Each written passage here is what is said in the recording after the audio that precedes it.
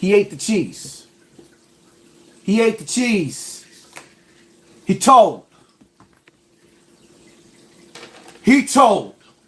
Now, for those of y'all that don't know his story, let me tell you about this rat bastard. Right? Rat bastard. What he did was, this was the story on this rat bastard.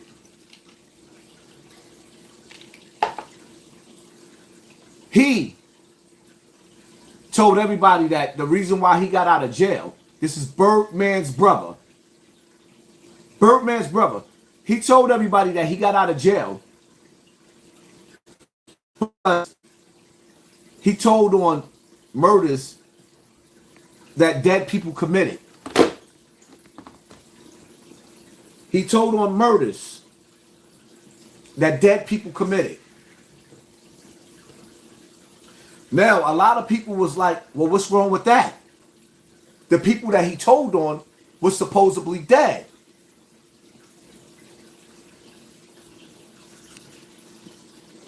Yeah, we lagging a little bit. The people he supposedly told on is dead. No. The people that he told on, well, first and foremost, let me talk about that first, right? Here's the problem. If you get locked up and the person that you tell on is dead, do you understand that? For one, some things you take to your grave. It's a secret. It's a brotherhood. For two, if you killed somebody and I told on you while you was in the grave, Official Cloth, New York, thank you, family, and I told on you while you was in the grave, what happens if the family of the dead come back and kill your family that's alive?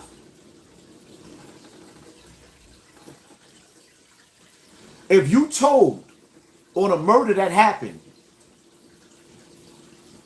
and your family's still alive and I'm dead, but you come and kill my family because I just told niggas in the street that, okay, he dead, but they go his family right there. I'm going to get my revenge on his family. This is why you don't do stuff like that. So that was his excuse on how he got out. I didn't snitch. I just told on dead bodies. Nigga, you told. Not only did you tell, but you put other families in jeopardy. And I'm going to make this video all over just for you, soldier boy. Now let's get to the truth. Let me tell you what he really told on. Paperwork coming. We're going to have a paperwork party on him. Normally, I don't usually care about stuff like that, but I don't like frauds. This is who Charleston White is running around with. Gangster. You want to know who he told on? Hit the like button. We being mass flagged. Let's hit let's hit that like button because YouTube constantly pulling people out. Every time we go all the way up to 5,000 and we creep it up to 6,000, they pulling us back down. They're trying to stop us from having 9,000 to 10,000 people in the building again. Hit the like button. He told him right here. They put him in a cell. Now I want your face up here the whole time while I'm talking. They put him in a cell next to a dude that had a murder case in the feds. He got close to the brother that had a murder case in the feds because he had so many bodies. And so many people vouch for him being the illest nigga in Nebraska. This nigga's one of the illest killers, one of the most dangerous dudes that you will ever see. Some say that this dude was greater than Pistol Pete. Greater than Wayne Perry. But definitely on their level as far as laying that gun game down. He went in a cell based off of his reputation. The feds put him in a cell, and he worked the nigga that idolized him, that started talking about bodies that they caught. So the dude told him about murder cases that was unsolved. and he went right to the feds with it. And that's why he home right now, running around with Charleston White.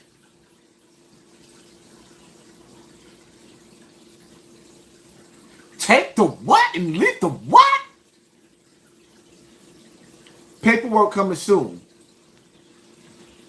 So when Charleston White talked that shit, nah, man, I don't deal with no rap. We got the paperwork.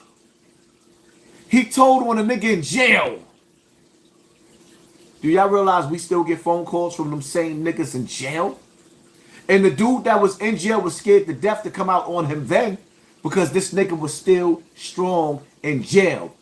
But notice, Birdman don't go nowhere around him because he ain't no good.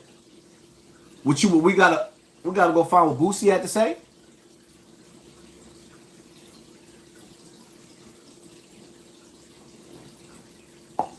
DJ Vlad, Boosie interview talking about gangster.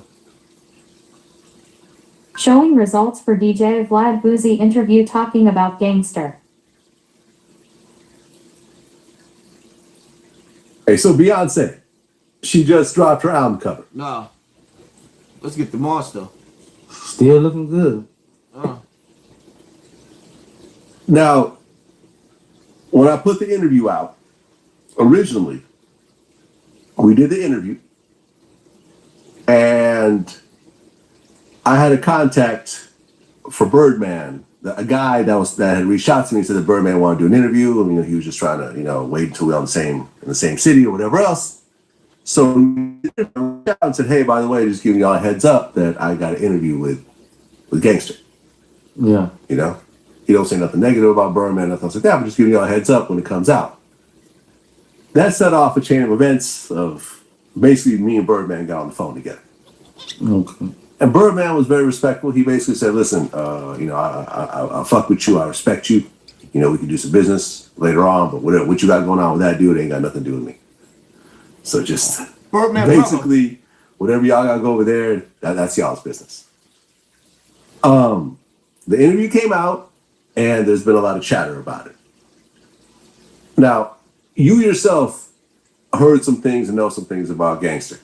I don't know no things. I heard some. You heard some things. Yeah. What have you heard?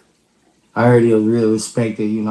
From me hearing about him and all those songs, I had a special kind of respect for him as me being a G.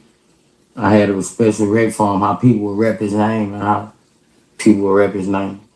Had a respect. Want y'all to understand, Boosie is a killer.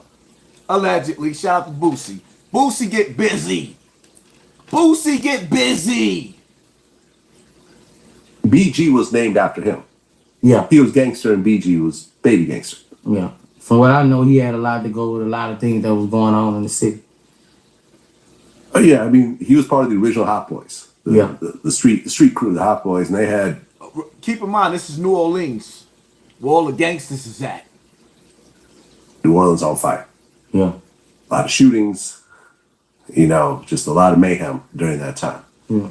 Now, what I didn't know until we really did the interview was that when he came out, Birdman really wasn't messing with him. And BG had a problem with him as well. And Birdman wasn't messing with him. BG wasn't messing with him at all. But Charleston White is running around with a FBI informant. Not just him, but Brian Glaze Gibbs too. Shout out to Glaze Gibbs. I did an interview with him. But this is who he's running around with.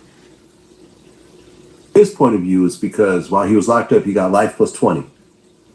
And during the course of him doing the bid, he cooperated on a couple of murders that his friends did who were already dead themselves.